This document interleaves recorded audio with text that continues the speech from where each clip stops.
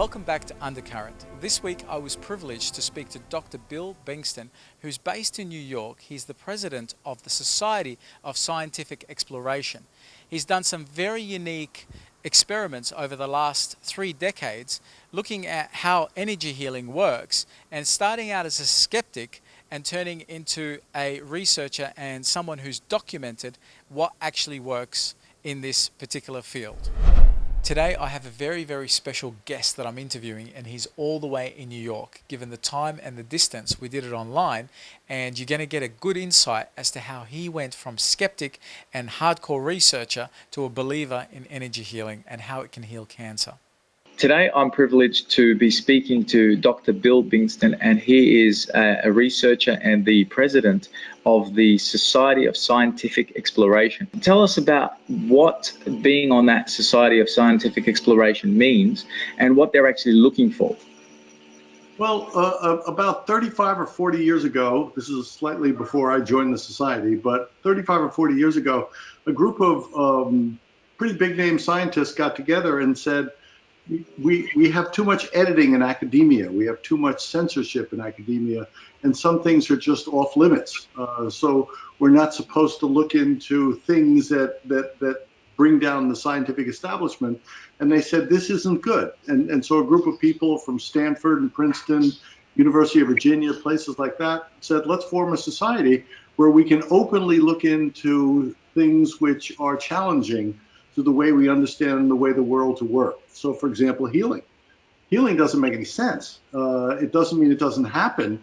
It just means we have a great deal of difficulty trying to understand it. Yeah, my niche is in healing, but as with anything in the society, it has to be research-based, has to be data-based. So we don't just make stuff up and say, I believe this or I believe that. If you're going to present, we have an academic peer-reviewed journal. We have a magazine for the general public.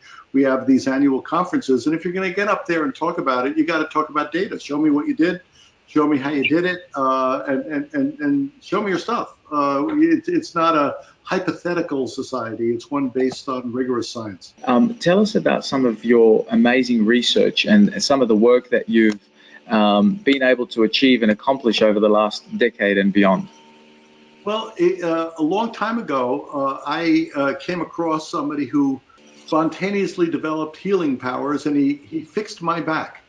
And that was kind of rude, you know, because I had walked around with a bad back for many years. I had actually given up a swimming scholarship in college because of a bad back.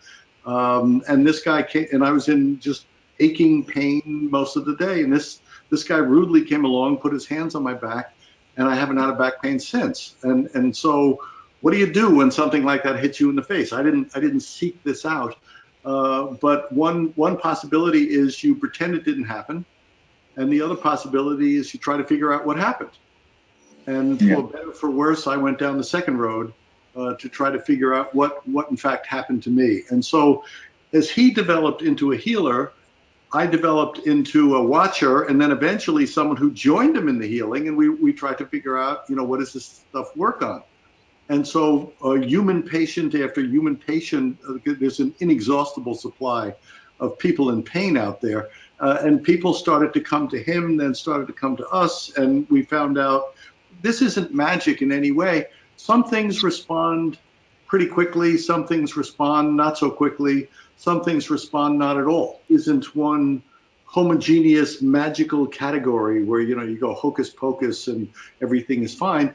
The healing is amenable to scientific study and to try to figure out what are the patterns, what are the rules, what actually goes on when healing happens. In our system, and I'm not speaking of anyone else, any other kinds of healing, and I don't even know how many kinds of healing there are, but I've focused on the stuff that happened to me. It turns out in this particular system, we're good at some things, not so good in other things.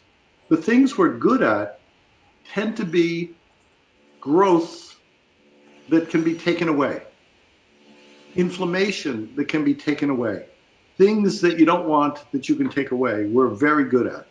And so, for example, any form of inflammation will almost immediately disappear when we do our healing technique.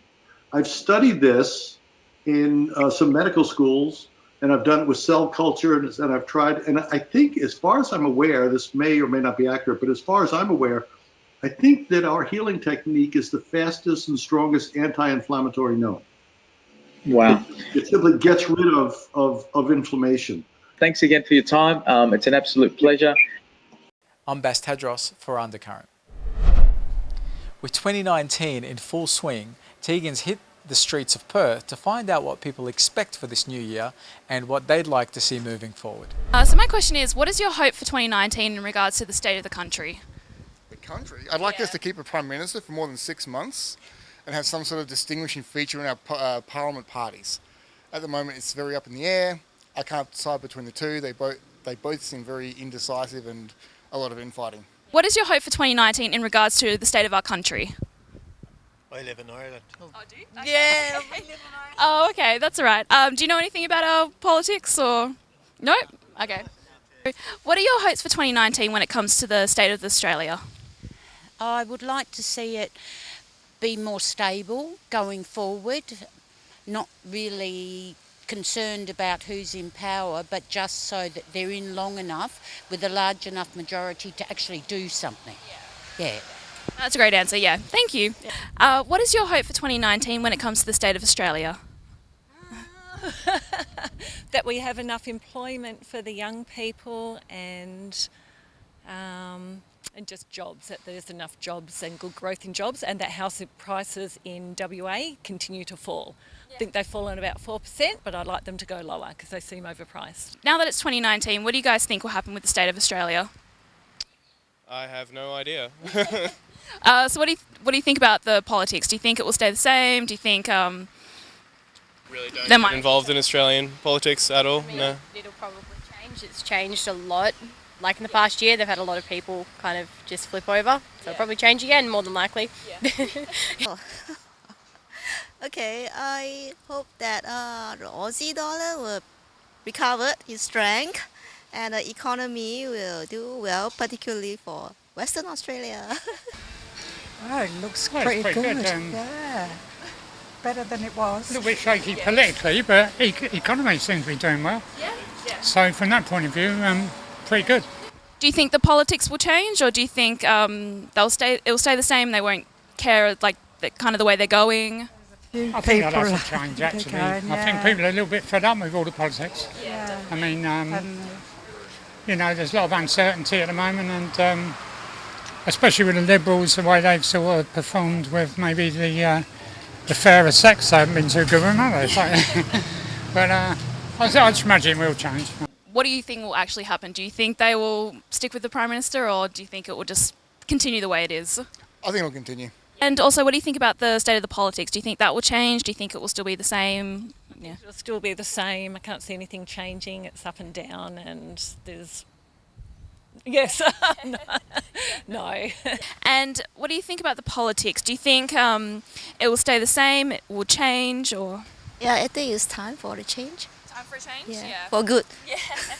Thanks for joining me for another edition of Vox Pop. I'm Tegan from Undercurrent. This week, Tegan spoke with Helena Cohen-Robertson about her project Cooking from Home, the importance of getting in touch with your roots and connecting with your heritage when it comes to cooking and sharing your love of cooking with others. Hi, I'm here with Helena today from the Cooking from Home project. Hi, Helena. Could you please tell me a bit about the project and kind of how it came to be? Sure. So my initiative is actually called Know Your Nation, and we capture stories from people in the community and then we share them in exciting, digestible ways. And I've been working with this fantastic colleague of mine called Maureen Marr for this project. One of the things she's been working tirelessly on is a project called Neighbourhood Connect, which used to be known as Street by Street. And that is all about building stronger neighbourhoods by enabling people through marketing tools and event planning and idea and skill sharing to bring neighbourhoods together through informal social groups. So putting our two minds together, we came up with this project, Cooking from Home. And the aims of that project are to give people the opportunity to look back through rose-coloured specks at using the traditional sentimental dishes from home as the lens to do that, at their culture, at their own stories and memories, and also just to celebrate why they're here and why we get to have them in Australia. It's also to give them the opportunity to cook sentimental traditional dishes from home that they probably don't have the opportunity to cook as often as they used to due to different lifestyle, or perhaps they're not living with their family, or just being away from that, bulk community, which means that less people are doing the same thing. So it's like a multifaceted thing, but it's sharing cuisine and sharing stories. And so what does the project entail? Well, it's going to be, we're running the project in Fremantle as a pilot first, and then we're hoping to share it throughout Perth, and we're really excited about the project. The way it works in Fremantle is there's going to be 9 home cooks with no professional chef experience required, who come together from different cultural backgrounds. So perhaps they weren't born here, or perhaps they were but their parents weren't. And through a series of informal workshops, we're going to just cook for each other those sentimental traditional dishes that perhaps we don't get the opportunity to cook anymore, and then share the stories and memories behind each dish. And then we're super excited that we're going to be holding 3 long table community dinners for up to 100 people, where the participant cooks are going to be showcasing these dishes for the broader community, and as well as showcasing the dish themselves, there's going to be gorgeous portrait photography and written stories around the room for depicting what the stories and memories are behind each dish. There's also going to be short films where there's more explanation about some stories and memories. We're going to have a gorgeous professional chef, Sophie Budd, who's going to help with scaling up the dishes to make them feedable for 100 people each time. We're going to have local schools creating gorgeous murals and other artwork that depicts the cultures from the dishes. We're also going to have a no wastage policy, which means that as much of the produce as possible is going to come from Food Bank and Oz Harvest, Second Bite and places like that.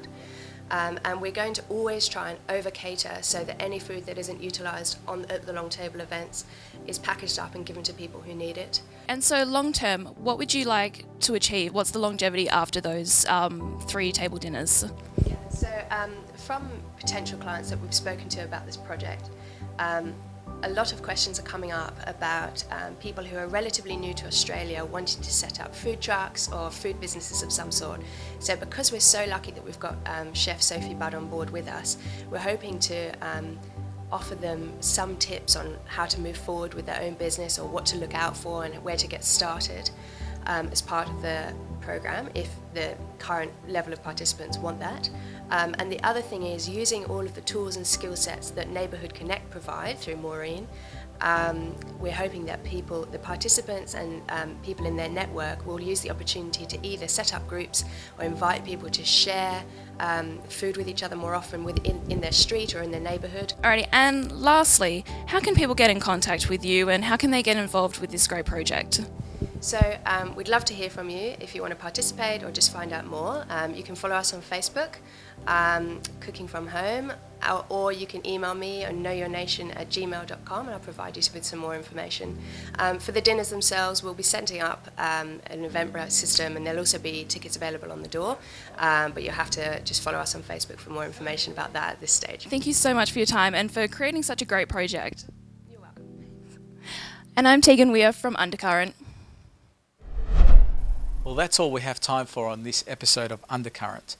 Please join us next week for the next episode of Undercurrent. Thank you. I'm Bas Tadros.